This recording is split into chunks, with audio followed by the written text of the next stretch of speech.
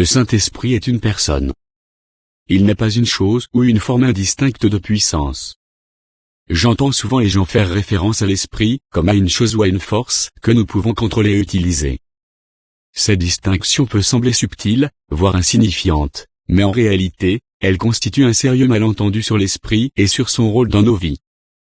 En Jean 14, 17, nous lisons que l'esprit demeure près de vous et qu'il serait en vous.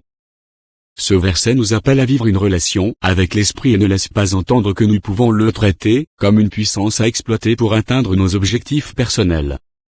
Le Saint-Esprit est une personne qui entretient des relations personnelles non seulement avec les croyants, comme nous l'avons vu, mais aussi avec le Père et le Fils.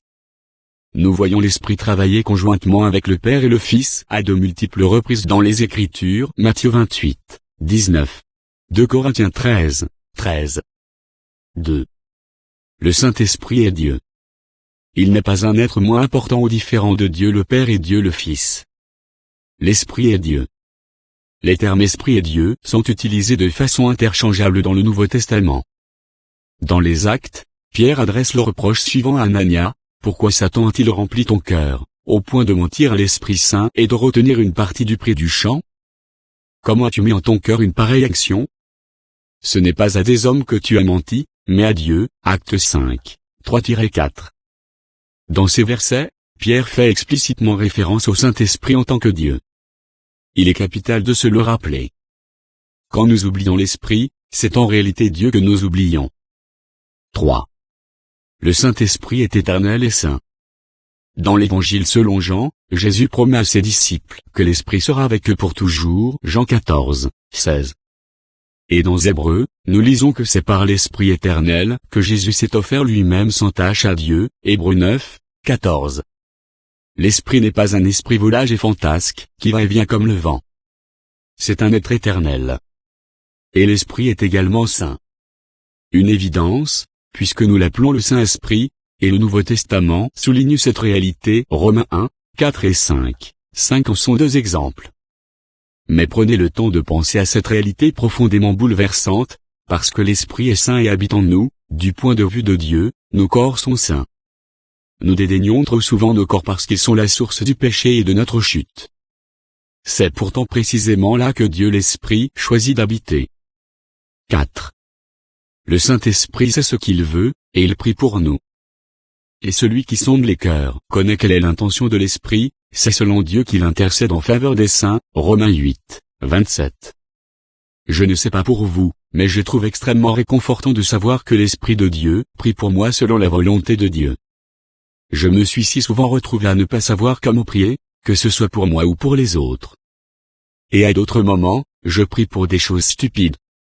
Il y a quelque temps, par exemple, j'étais au golf avec des amis. Je voulais vraiment faire le parcours en 70 coups, c'est-à-dire comme un pro. Je suis généralement dans la moyenne. Dans un moment de superficialité, j'ai prié pour que Dieu me donne la capacité de réaliser mon meilleur parcours.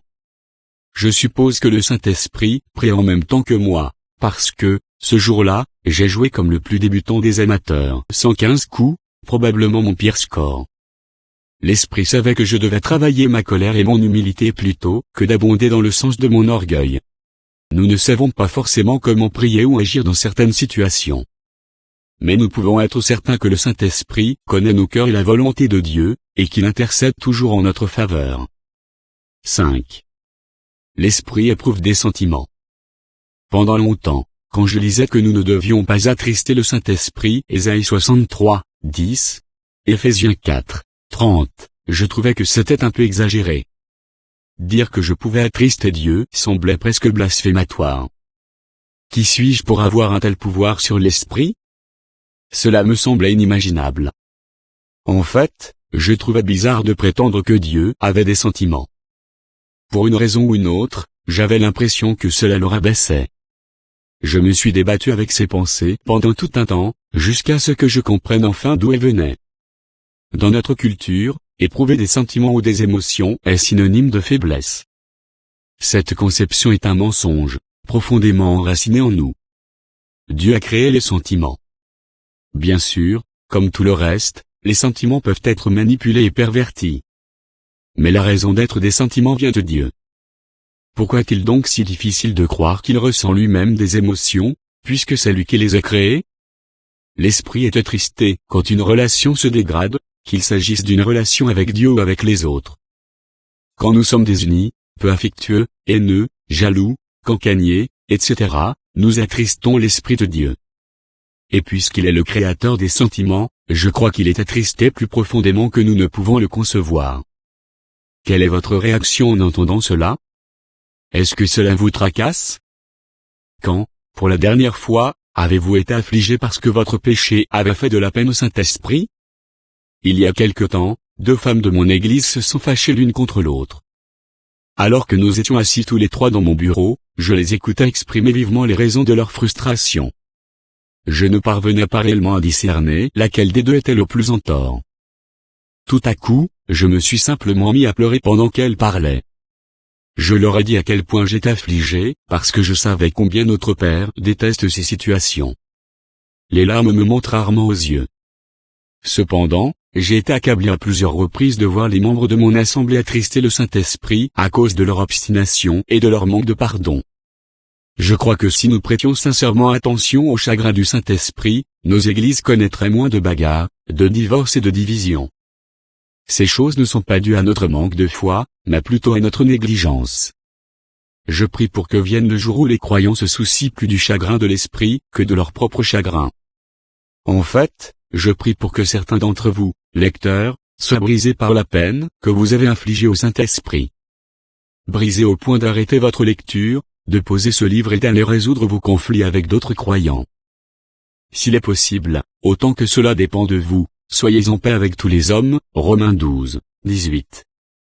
6. Le Saint-Esprit a ses propres désirs et sa propre volonté. Nous lisons à 1 Corinthiens que les dons de l'Esprit sont l'œuvre d'un seul et même Esprit qui distribue. Comme il veut, 1 Corinthiens 12, 11, se meurt. Voilà un rappel important de qui est aux commandes. Nous ne choisissons pas les dons que nous recevons. De même, nous ne choisissons pas ce que Dieu a prévu pour l'Église. L'Esprit a un plan pour nos vies, pour chacun d'entre nous. Et il a un plan pour l'Église, que ce soit votre Église locale ou le corps de Christ. Si vous êtes comme moi, vous avez probablement des projets pour votre vie, pour votre assemblée, et peut-être même pour le corps du Christ dans son ensemble. C'est la raison pour laquelle nous devons absolument prier comme Christ, non pas comme je veux, mais comme tu veux. 7. Le Saint-Esprit est omniprésent, omnipotent et omniscient. Ce sont des termes théologiques qui signifient respectivement que l'Esprit est présent partout, Psaume 139, 7-8, qu'il est tout-puissant, Zacharie 4, 6, et qu'il connaît toutes choses, 1 Corinthiens 2, 10. Nous ne pourrons jamais totalement saisir ces attributs-là, puisque nous sommes des êtres humains limités, qui donc a mesuré l'Esprit de l'Éternel? Qui a été son conseiller et qui son instructeur? Ésaïe 40, 13, se meurt. Mais qu'importe. Que ces aspects de l'Esprit nous poussent à la louange. Même avec des mots imparfaits et une compréhension incomplète. Si l'Esprit Saint habite en vous, un certain nombre de choses devraient faire partie de votre vie. Je vais en exposer plusieurs, mais ne vous contentez pas de les survoler comme on lit une liste de courses. Si vous ne faites que survoler cette liste, vous passerez à côté de l'une des parties de ce livre que je préfère. J'ai éprouvé tant de joie à prendre chacune de ces promesses à la lettre, à les méditer et à les réclamer. Prenez le temps de vous arrêter sur chacune d'entre elles. Réfléchissez à la façon dont chacune se manifeste dans votre vie. Et si l'une ou l'autre ne s'y manifeste pas, prenez un moment pour demander à Dieu d'accomplir cette promesse spécifique. L'Esprit nous aide à nous exprimer dans une situation délicate, lorsque nous devons témoigner. Marc 13, 11. Luc 12, 12. Le conseiller nous enseigne et nous rappelle ce que nous devons savoir et nous remémorer. Il est notre réconfort, notre soutien et notre force. Il nous guide dans la direction où nous devons aller. Psaume 143, 10. Jean 14 à 16. Acte 9, 31. 13, 2. 15, 28. 1 Corinthiens 2, 9-10. 1 Jean 5, 6-8. Nous recevons de l'Esprit la puissance pour être témoins de Dieu jusqu'aux extrémités de la terre. C'est l'Esprit qui attire les gens à l'Évangile.